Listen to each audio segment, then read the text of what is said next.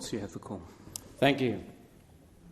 As a servant to the many different people who make up our one Queensland community, I speak against Senator Shoebridge's motion endorsing the ACT's recent increase in the age of criminal responsibility from 10 years of age to 12, and then in 2025 to 14. Care for children starts with love, and part of love is responsibility. It is not being kind to children to not be responsible.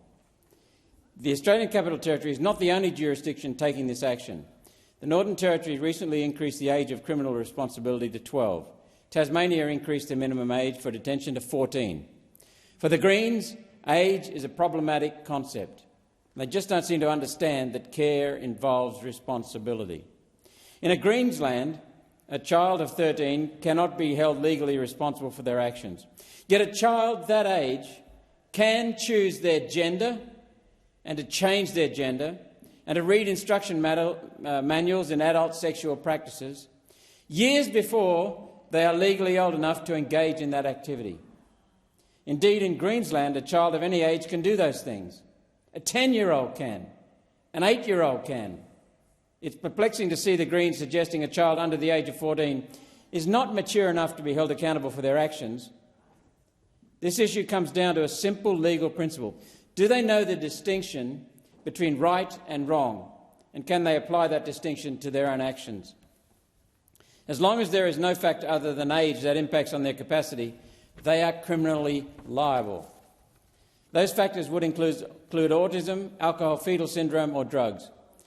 There's merit in the idea that a child of that age is better diverted than convicted. I'll say that again. There is merit in the idea that a child of that age is better diverted than convicted. I agree diversion programs should be the first option for any child coming to the attention of the police or the courts. I have issue with children being held accountable for the sins of the parents, and so many of the children that come to the attention of law enforcement at this age are there because their parents have failed. There must be a point, though, where the person is responsible for their own actions. A young person can use a bad start as an excuse for the rest of their lives, or they can use a bad start as motivation to succeed. I'll say that again. A young person can use a bad start as an excuse for the rest of their lives, or they can use a bad start as motivation to succeed. This legislation allows the excuses. One Nation supports helping a child succeed.